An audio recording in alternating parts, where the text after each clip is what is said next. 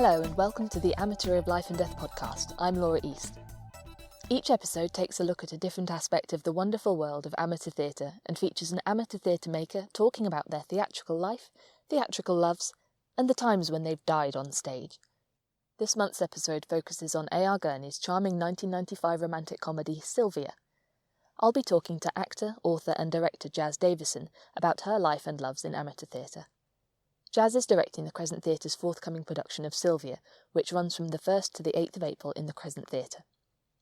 Sylvia explores the impact of an unexpected pet on the relationship between two empty nesters who've just moved into New York City after child-rearing in the suburbs. Luke will be going backstage with two of the actors in the show to find out how you bring a dog to life on stage. I'm delighted to be joined today by actor, director and author Jaz Davison. Jaz is currently directing the Crescent's production of Sylvia by A.R. Gurney, which will be performed in the first week of April. Jaz, welcome. Hi. So, Jaz, tell us about your first love. That's a good question. I know you guys kind of deal with that with regards to theatre. So one of the first times that I really knew that, I always liked performing. It was something I always did. In fact, when we went to see My Fair Lady in the cinema, my father and my mother and I, and the soundtrack came on, and I started singing along with it because they'd already got me the soundtrack. I had the Broadway musical. And I started singing along. My dad leaned over and he was like, "What, you want to get on the stage?" And I just stood up and no, honey, other people are here to see the movie. So, because there was a stage, it was a cinema that had one of those. And I was actually very disappointed. But then in junior high, they were doing a production of, it's Christmas, Charlie Brown Christmas. And I auditioned and I remembered to do the lisp for Lineth. And that's how I got the part. And it was one of those moments when, even in the television show, he walks forward and says, "Lights, please." And everything else went dark and this spotlight hit me. And it was just, yeah, this is home. This is nice. I love this. So that's one of the ones I remember most fondly. Did you do a lot of that sort of thing in Los Angeles after that? Yeah. In school? Yeah, I was a drama major throughout most of the things. I was the president of the Thespian Society in high school, yes. Well, I didn't lisp anymore.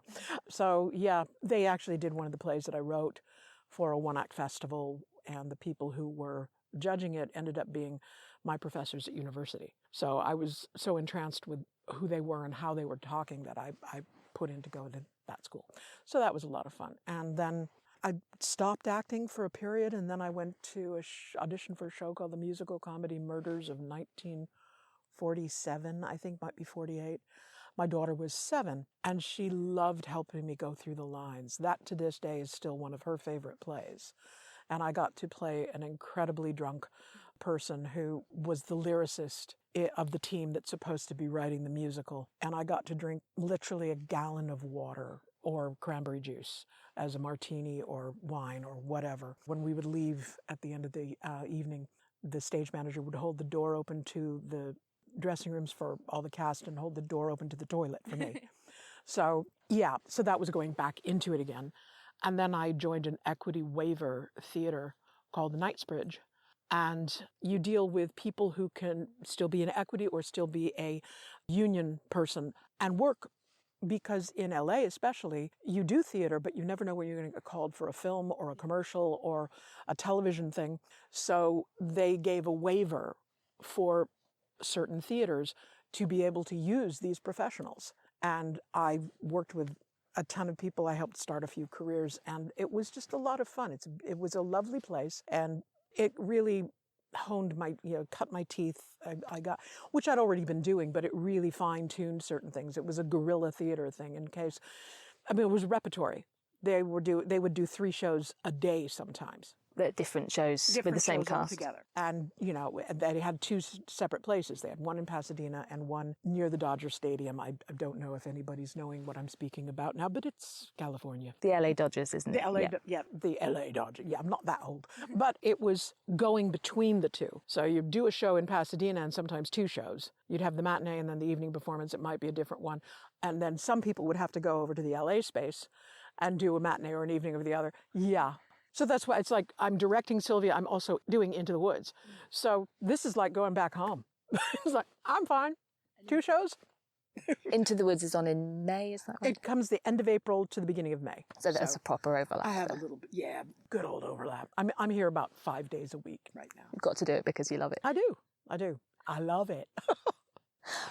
What's been the love of your theatrical life? I directed the Rocky Horror Show.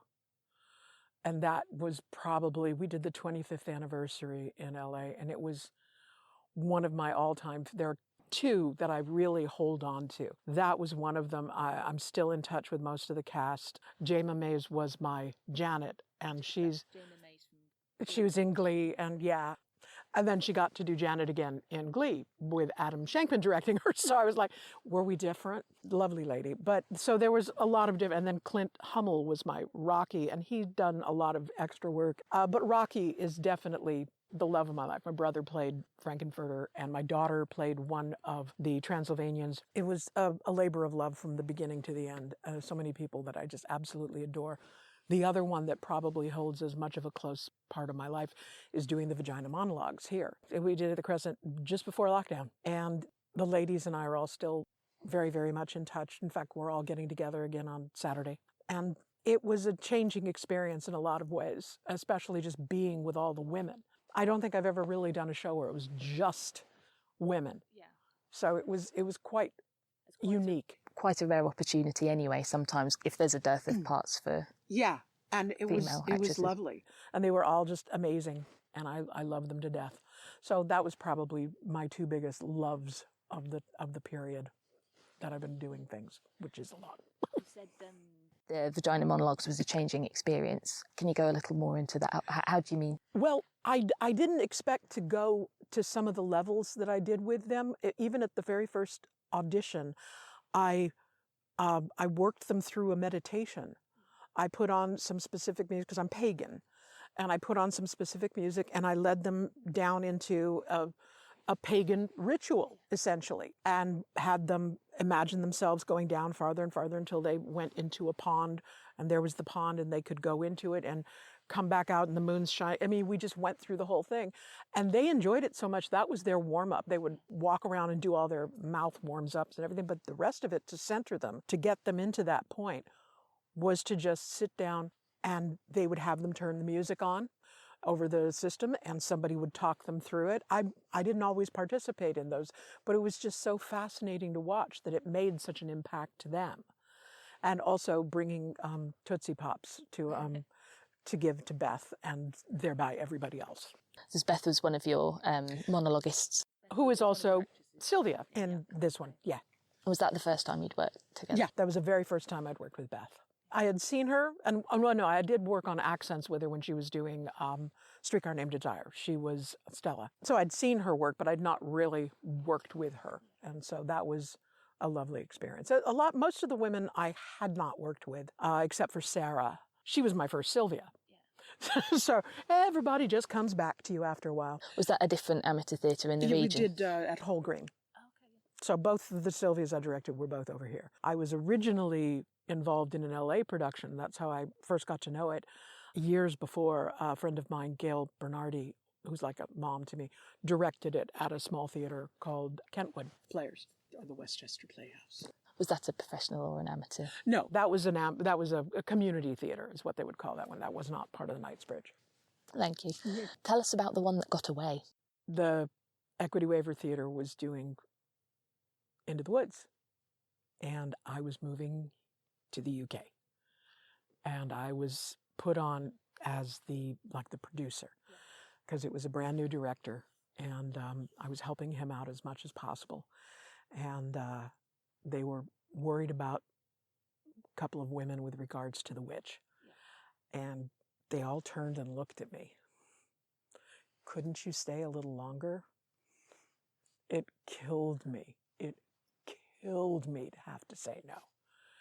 And I ended up doing the giantess's voice, so that was recorded, and they had that. So being the witch and Into the Woods, that. But I'm the stepmother this time, and I shall be performing it the way Frank Thomas drew her for Disney, is how I like to call it. So yeah, that's my one that got away, I'd say. When you say the way Disney drew Frank her, Thomas, that was from Cinderella, because I'm Cinderella's stepmother. Okay. So Cinderella is a Disney film, and Frank Thomas is one of the original 9 old men for Disney. He did the work for Cinderella's stepmother, an imperious woman. But I love Frank Thomas and Frank and Ollie. Incredible, incredible animation. There's a wonderful documentary on the two of them called Frank and Ollie. Watch it. I will go away and watch that. Thank you. No worries.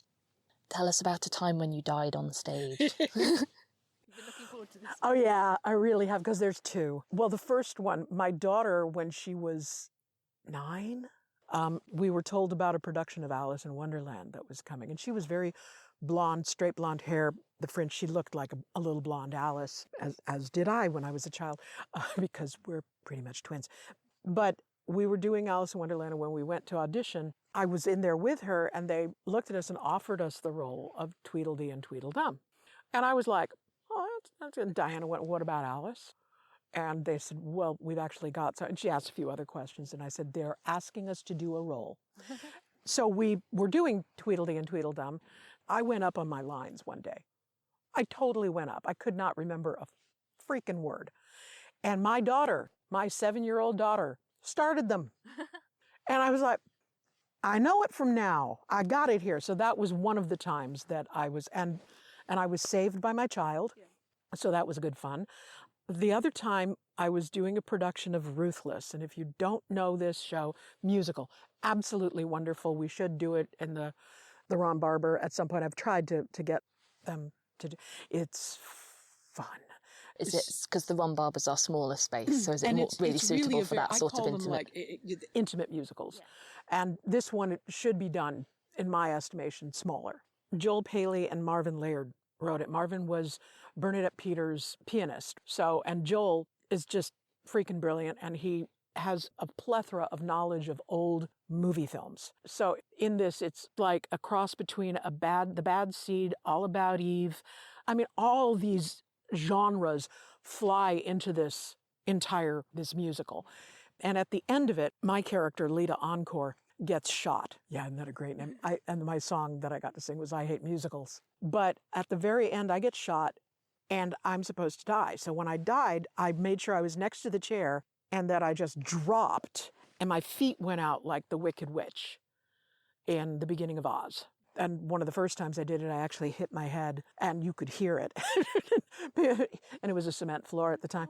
So that wasn't fun. But then I started to get improv-y with the deaf, and I would find a line to say every time, because I would spin around, grabbing my bosom, where I'd obviously been shot, and my heart. And one night I just went, Rosebud, and fell to the floor, and my feet went out. Joel saw that night and lost his poo. And he basically said, I've got to put this in the show now. So I don't know if he did, but he told me he wanted, because the other one I did was, is this the end of Rocco? You know, I would do all the death scenes, but Rosebud was the one that went over the best. So that was my favorite death. Love it. So, Jaz, as we said at the beginning, you're currently in rehearsals directing Sylvia by A.R. Gurney. What drew you to Sylvia, and what is the play about for our audience that might not know? Wow. Sylvia is a lovely, lovely play. As I'd mentioned earlier, I was involved in a production in Los Angeles with my friend Gail, and that was my first introduction to it. A man brings home a dog who is played by a woman, and she's not doing it in any way, shape, or form the way some people would play a dog, getting on all fours, wearing a dog suit, doing doggy things. It's just a very comely, attractive young person who is behaving as a dog would, but putting speech behind it. So instead of barking, they say, hey, hey, hey, hey, hey, you know, things akin to that, but they want to get on the couch. There's all the looks, the adoration. And it is a case of the words we put into dogs' minds and the connection that we have with them. When I directed it, it was shortly after, well, I've been here for a bit, but my dog that I had to leave behind, I had to leave 3 dogs, and I just found out that Lucy had passed.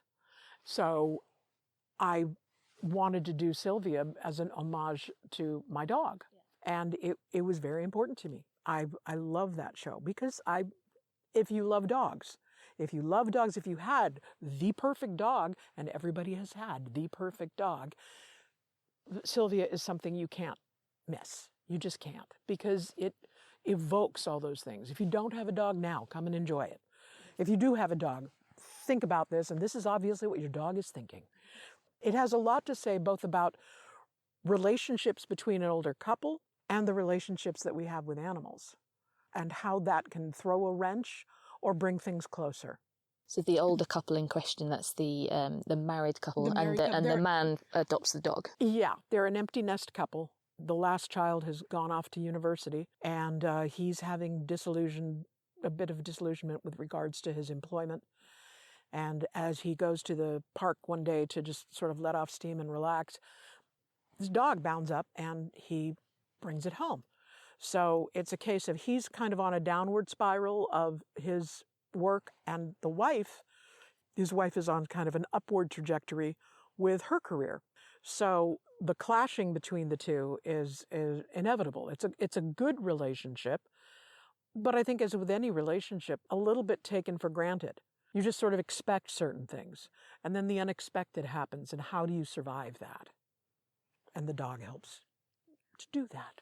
Sylvia premiered in New York City in 1995 with a cast that included Sarah Jessica Parker, who it's dedicated to. The play is dedicated. We couldn't have done this without you shaping it. I think that was pretty much the case. And yeah, it's written very much in a style and a manner that she would perform, I think. It's been revived professionally numerous times in the USA, including a 2015 Broadway production starring Annalee Ashford and Matthew Broderick. Her husband, Sarah Jessica Parker's husband, yeah. As Greg. Why do you think it has such enduring appeal? You've touched on that a little, I think, with the dog lovers bit. I think the dog references more than anything else, really more than anything else, but it does resonate a great deal with regards to people of a certain age. Because again, it's the aspect of you take a situation for granted, you take a relationship for granted, and you never know. Communication has to be reestablished, and he's talking to the dog all the time. Just the dog. Pretty much. And well, they didn't really talk. And I think the wife notices just how much they haven't talked by the fact that he's talking to the dog and telling the dog how much he loves the dog and how beautiful the dog is. And, come on, baby. Oh, it's baby now, sweetheart now, and all the other things. So, yeah, you begin to, when you don't have communication, you figure out ways, I think. And this helped. So it's definitely about human relationships just as much as it is, if not more, as it is about the relationship with the dog. Yeah, because for me, it was always about the dog. Yeah. It was always about the dog. But the past few years, I've really shifted the focus to understand more about the humans that are there. And you said you directed it before. So has that changed how you've directed it this time? Yeah. A lot. Well, also, I'm doing this one in the Round. And that's in our studio space as well. Barber studio. Yeah, I love that little place. The time before I was in a proscenium, it looked like a Pollock's toy theater, and we had some very real pieces. In this one, it's all very skeletal. It's very cut back, pared back, a lot of still lush music and things and props, but the focus is on just the people that are involved and the dog and the strange triad character. Yes, so that's one actor that plays three different parts. Roles, yeah. One of the unique selling points, which we've covered to some extent already, and the big challenges of the play, is that the actress playing Sylvia has to portray a dog. It's a dog that speaks and is dressed pretty much like a human, although obviously I don't know how you're approaching that, depending on how it is in the script. So how have you approached this with the cast, and do you have any top tips for portraying an animal on stage? Well, we've been passing around a lot of videos on TikTok or Instagram or whatever. They will post an animal and you'll hear a voiceover. And so it's like, this is kind of like this moment. This is kind of like this moment. This dog comes and gives a kiss to the owner, and the owner kind of moves away, and the dog just gets belligerent about it. And poof, the paw just flops down like, why did you ignore me, mommy? So it's moments like that that we've connected on and checked into. It's a lot of that, and it's just really, well, because I've got Alice Abrol is my understudy. So between she and Beth, they're both watching a lot of dogs, and Alice is actually a dog walker. So she walks dogs with a different purpose now. And Beth is checking out all the different videos, and she herself finds herself watching dogs differently.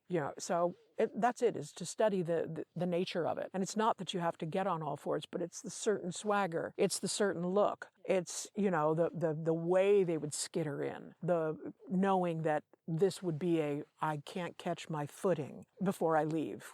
Those things. It's catching on to that kind of nuances that you sort of take for granted because you see them. But when you're doing the performing of it, it's embracing it and moving on to that. Like, how exactly do you scratch? You don't want to take your foot up and hit your ear, but you do have to have I'm sorry, I'm like showing you how to do that, and this is all in a video. But you take the hand and go up to the neck, and then 1, 2, 3, 4, really rapid succession movements, the way a dog would. There's never any eating. Well, there is. There are dog treats, and it's hysterical because they start to chew on the treats. And Beth, when she did it one day, it was like watching a dog just with their mouth open. Wait, my mouth is full. So, yeah. As we've touched on a little bit already, you've been involved in making theatre both in the USA and here in England. Mm-hmm. So what kind of differences have you observed from your experiences of the two? And this is going to be quite a big question because we're talking about professional and amateur theatre, aren't we? It was pretty funny. When I first came, I was with a group called Stage 27, and very tiny in Acox Green, and they still are around and doing things, and I love them madly and try to get to the productions that they do. My first show with them, we did at the Old Rep. Yeah. So that was so cool. The first one was Key for Two. I was called in to direct that. And then it was Round Around the Garden from the Norman Conquests, and a series of one acts. And then I went to Hall Green to do Sleuth, and I just started moving around. But in Key for Two, and this was a huge thing for me, one of the actresses came up to me and just went, "Jaz, what, we don't have a prompt?" And I looked at her, I went, "No. Why?" Well, in all the shows I've worked on in the States, I've never had anyone to shout out lines during a show. And I was starting to try and discuss this with her to say, and you guys know the lines backwards. I was going to give her all the love and support. And behind her was my partner, Patrick, who was also in the show. And he just mouthed to me, "Give her the prompt." So before I could get all of the sentence out, I said, "Well, normally I don't have a prompt, but if it would make you feel more comfortable, we can have Enid in the dining room door area. So she'll be there." She goes, "Oh, good, thank you." And I was like, I looked at her and said, what the hell? And he said, "No, it's more tradition." I went, "Okay." And they never needed it. Yeah. And everybody was quite happy. But my other favorite moment with that play, Patrick will give you more until he knows you want less. Yeah. He'll come in and give you the absolute most, and he is supposed to be the drunk veterinarian. And he goes up to the same actress literally about 5 inches from her face, if that much. And she suddenly backed up. "Oh, no, personal space, no." But I said, "Yeah, just come back a little more." Yeah, so understanding those little things was great fun. And that was, and everybody's so encouraging of each other. Yeah. I mean, we have encouragement over there, but it's not the same. We're doing the scene and the banter was going back and forth, and it finished part of the scene. We're moving on to the next person coming in, and my production assistant just went, oh no, I have to stop, Jaz, because that was lovely. That was just, oh my God, don't you think so? Didn't they do that well? And I don't have those kind of moments. So it was that was my main difference, shall we say. Otherwise, it's been almost the same in a lot of respects. Once you get actors that you like working with and that trust you, it's all just the growing experience. I do things differently from some people. I like to be the voice in their head. I will walk behind them and say something that might color something that they're doing. As a director, as a performer, I'm just freaking weird. But so yeah, that's my differences. It was just too much fun. That, and I love having another director say, "Oh, that's all you're going to get out of that person." And I'm like, hold my beer. So, hold my pint. So yeah, that's fun too. In the introduction to the published script of Sylvia, the playwright, A.R. Gurney, wrote that Sylvia hit a snag almost immediately after I wrote it, because nobody wanted to put it on. The recurring objection came from feminists who disliked the idea of a woman playing a dog. What's your take on this objection to the premise of the play? I can understand it. It was 1995, 96. We're setting it in 95, which is, I think, when he first wrote it. And we were coming into different crossroads with regards to women's rights and feminism on the whole, I think. It was virulent in a lot of respect. And the minute you put a woman as a dog, it was a bitch, and that word is never used in the script. And I think decidedly for a good reason. But also, they looked at it as being subservient. She's not. Sylvia has agency. And I think they didn't quite understand that. They could not get beyond, you're having a dog and a woman is playing it. I think a lot of people could not get beyond that. And he never felt that way. I think Sylvia really is a very feminist-minded dog. And she actually gets Greg into more of that mindset too. Something happens. And he says, again, women have to be put second class to the male needs. And it's fascinating. And then he goes back to his misogynistic sort of ways in the next moment. So it's a learning experience all the way around. And then I think he's also learning it, and it works better with his relationship with his wife, because he is appreciative of what she's doing. It's not like he thinks she's going to overshadow him or anything. He's like, you're succeeding. Wow, you're a big thing. So, yeah. We've touched on a little bit, but the play is a kind of a romantic comedy with a lot of funny moments and situations. It's often been observed that directing comedy is harder work than directing serious or tragic plays. Not that this one doesn't have its serious moments, but what's your approach to directing comedy? Do it as seriously as possible. You've got to let the humor come from the circumstance, not a ba-dum-bump. Unless a show calls for a ba-dum. It's behind you. Things akin to that are when you have to use a heavier hand. But something like this, the moments just arise. And the more real you play something, the more opportunity you have for the humor. I just saw Taste of Honey, and there were moments in there that the cast themselves had said, I didn't know it was funny. And you all tuned into it and thought it was funny. And we're like, because it was funny, because you weren't playing it for a laugh. And that's the problem that you have, is that the minute somebody hears that laugh, they want to recreate that. So you have to make sure that it's like, okay, this is going to be funny, but you can't play it for a ba-dump bump. You have to definitely play it as honestly as possible. And it's difficult for some actors because they understand, well, this is going to be the fun line. So it's trying to rein them in for that. But once it's on the stage, I have no say-so in that. Sylvia's playwright, New Yorker, A.R. Gurney, who died in 2017, he's regarded as having captured the foibles and fantasies of American white Anglo-Saxon Protestants, commonly abbreviated to WASPs, in his writing. One obituary described him as an American's Terence Rattigan. What appeals to you about his work, and how do you hope that a Birmingham audience in UK in 2023 will relate to Sylvia? Well, it's funny because when you say a WASP, to me, the white Anglo-Saxon Protestant is a very privileged person. And he is supposed to be middle class, upper middle class. I think that's what I am attracted to in a lot of these things, in that I can see anybody doing this. It does not need to be a white Anglo-Saxon Protestant person. It can be an upwardly mobile black couple. It can be any number of people of color. Yeah. I don't see why it has to be relegated to that. He deals with older people too. Not, when I say older, like my age range, and I'm 64.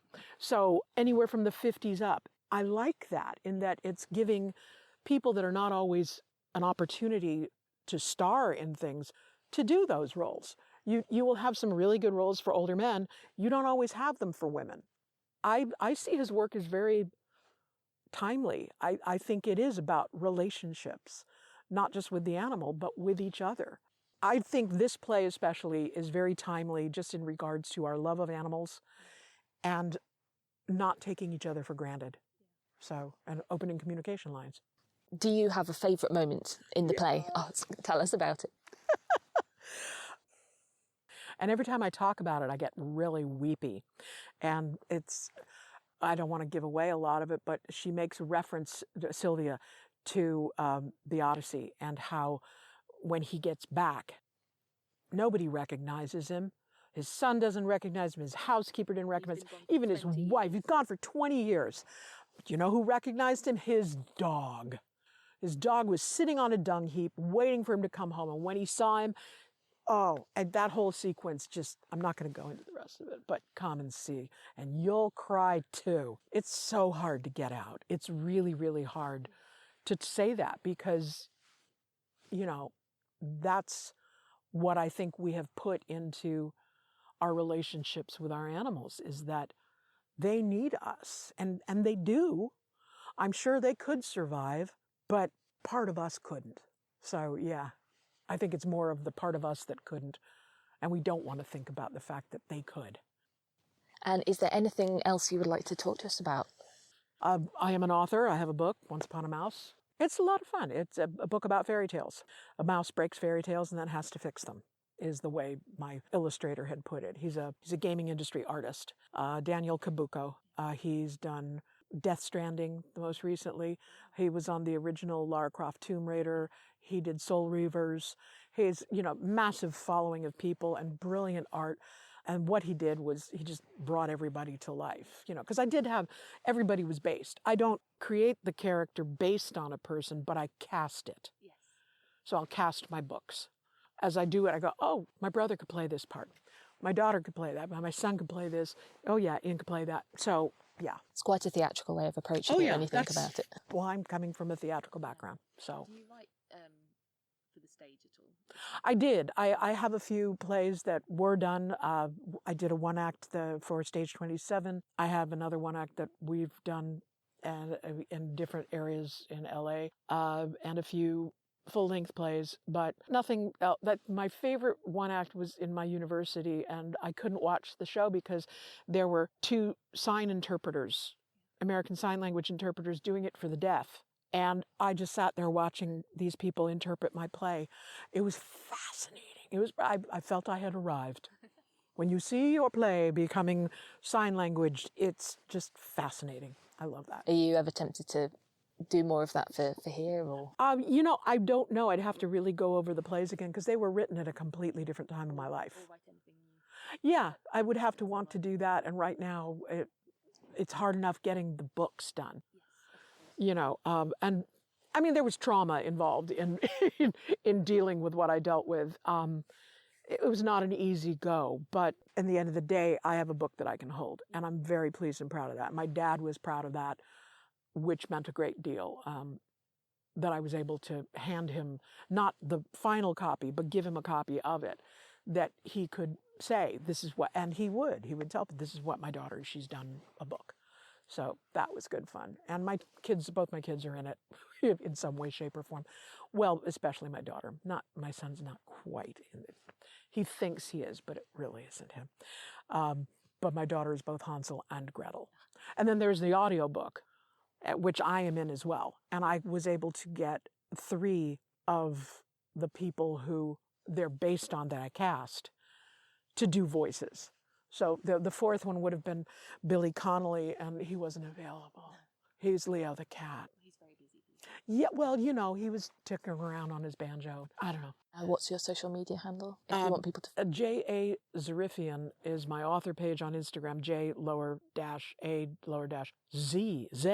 Z-A-R-I, F as in Frank, I-A-N as in Nancy. The Facebook page is also, I think, a J.A. Zarifian. Yeah, I don't know. I'm bad at it. And when you've written plays in the past, do you write under the same author name, or is it as Jaz? Zarifian is what I usually write under. Yeah. How is Into the Woods going? Is it quite early days? It's pretty much early days, but boys, we were doing a lot of music. And in fact, somebody, when I wrote about it on social media, came back with, yes, we call that Into the Words, because it's so many words, so fast. Is it a book by Stephen Sondheim as well? Oh, yeah. Well, no, the book, I think, is The Pine, but the words and the lyrics, I mean, the lyrics and the music are Sondheim. And book-wise, it's like, book with all the rest of Sondheim. And we were listening to it, the old CD, the original, last night, and my partner sort of went, this Sondheim guy, he's got a way with words and music. He's going to go far. You should make a living out. Yeah, you could. Thanks, honey. I mean, you know, there's some follies involved. panto season to my house all the time, all the time. It's been a real pleasure speaking with you today, Jaz. Thank you. It was lots of fun talking to you, too. Thank you so much for joining us. And good luck with Sylvia and Into the Woods. Thanks so much. Luke's gone into rehearsals to talk to our actors. He's talking to Beth Gilbert, who plays Sylvia, and to Vinnie Fox, who plays Greg.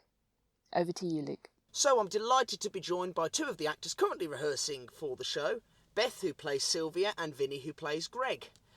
Hello, thank you for coming onto the podcast. Hello. Hello, hello. Hi. So, let's start with you, Vinnie. Can you tell me a bit about the show? What's it like playing the owner of a dog who is played by a human on stage? It is a delight to do it. It's really quite lovely, and it's odd at first, but at the same point in time, you kind of get used to it really, really quickly.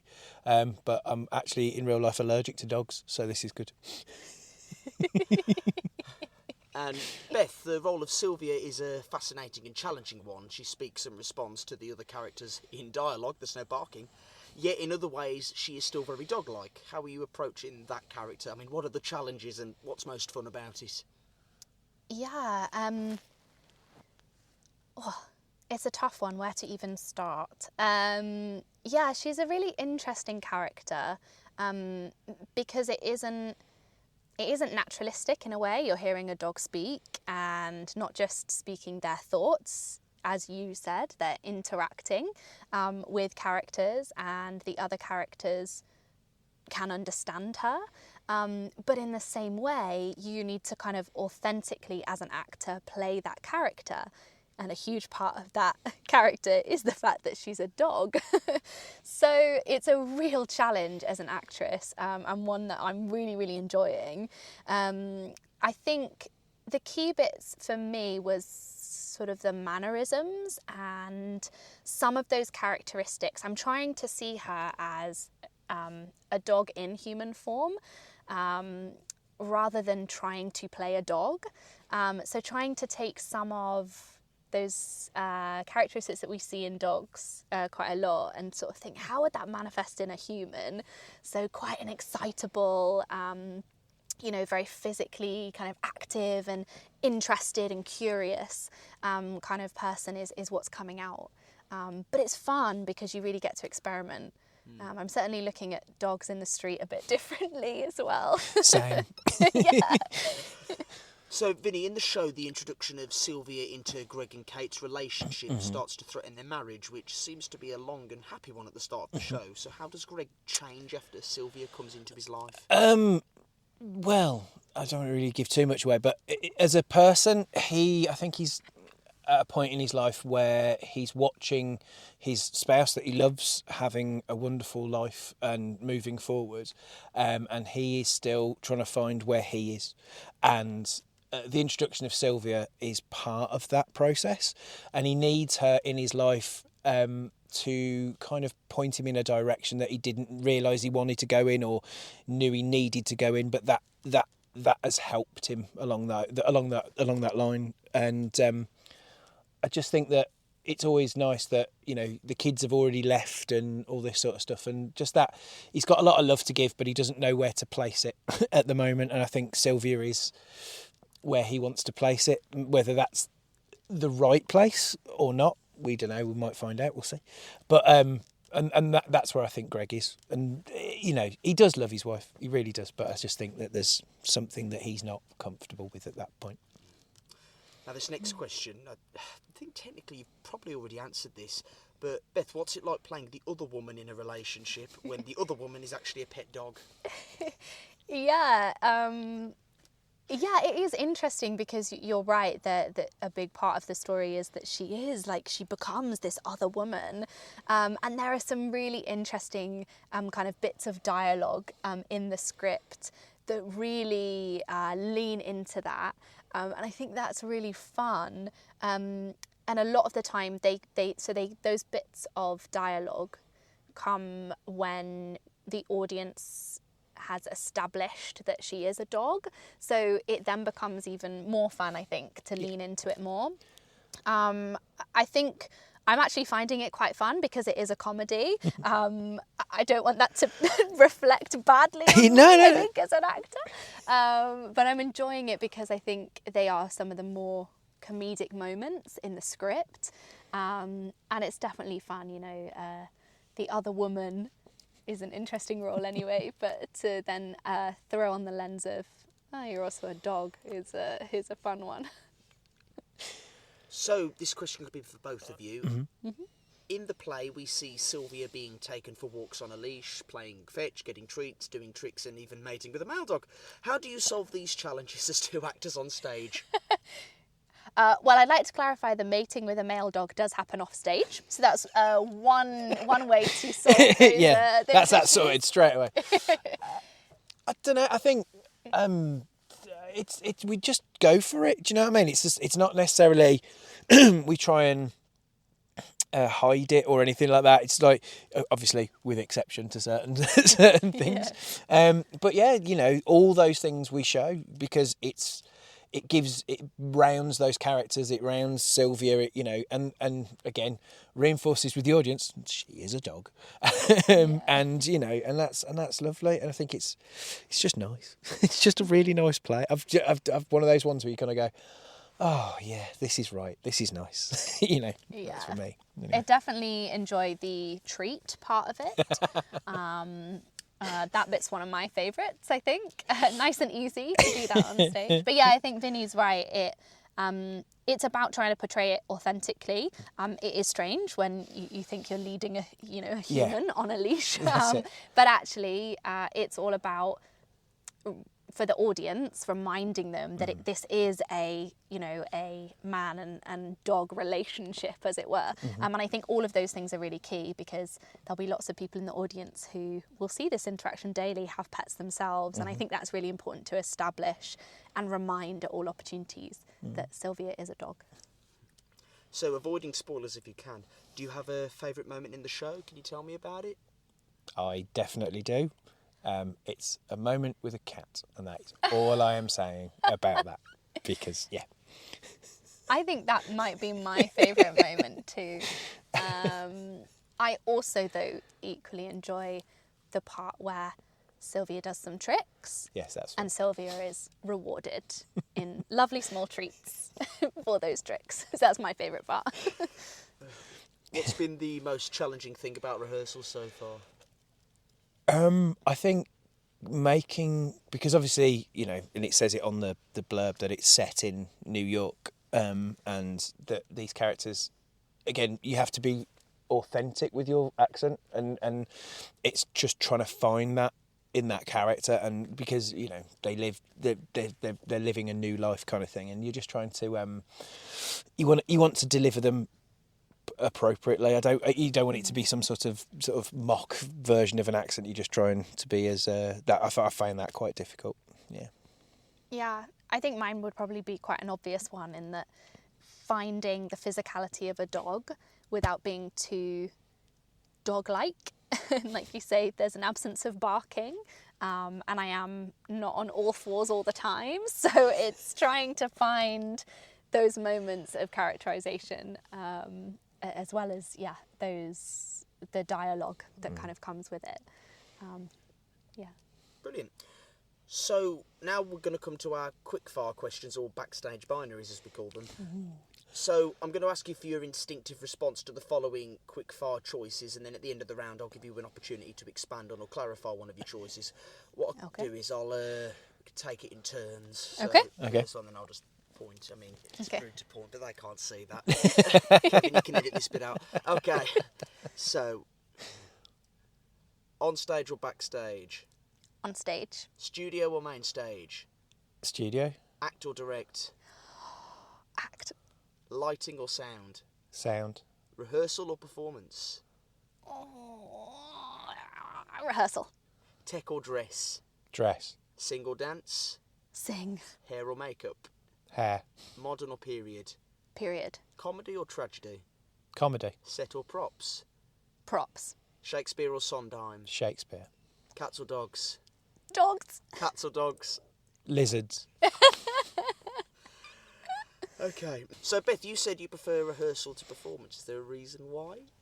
Yeah, I feel like I'm going to contradict myself and say, no, I actually prefer performance. But no, I think There's something really special about performances, absolutely. There's a lot of adrenaline, there's a lot of, a culmination of really hard work, kind of just being present in that moment and then gone. But I think rehearsals, there's something even more special there. I think it's real building blocks. You hit, the same successes that you hit, you also hit big challenges too. And I think it's where you make those relationships. It's where you kind of build the trust that makes a performance. So I'm going to stick with it. I'm going to say yes, rehearsal is still my preference. And Vinny, did you say you prefer the studio to the main stage? I do. I like it because it's more intimate. When I first started acting, I was quite happy for the audience to be as far away as possible. Now I like them nearer the better. It's just, you just get that... I don't know, you get the immediacy of live theatre is just one of the greatest things in the world, but just knowing that they are right there, and if you get the right moment on the right night with the right audience, and you can almost hear them lean in, and that's just very special. Beth, Vinny, thank you so much for coming on the podcast. It's been an absolute pleasure to speak to you, and we're really looking forward to seeing Sylvia. Thank you very much. Thank you. Thanks so much. Appreciate it. Thank you for listening to the Amateur of Life and Death podcast. If you'd like to listen to more, make sure you subscribe at podcast.crescent-theatre.co.uk or via Spotify or Apple Podcasts to get the next episode. You can find out more about the Crescent Theatre Birmingham and our upcoming productions, including Sylvia, which runs from 1st to 8th of April 2023, by visiting www.crescent-theatre.co.uk or by following us on social media. Amateur of Life and Death is a Crescent Theatre production. The podcast is presented by Laura East and Luke Blimmer, with research by Liz Plumpton. The podcast is edited by Kevin Middleton, and the music is by Brendan Stanley.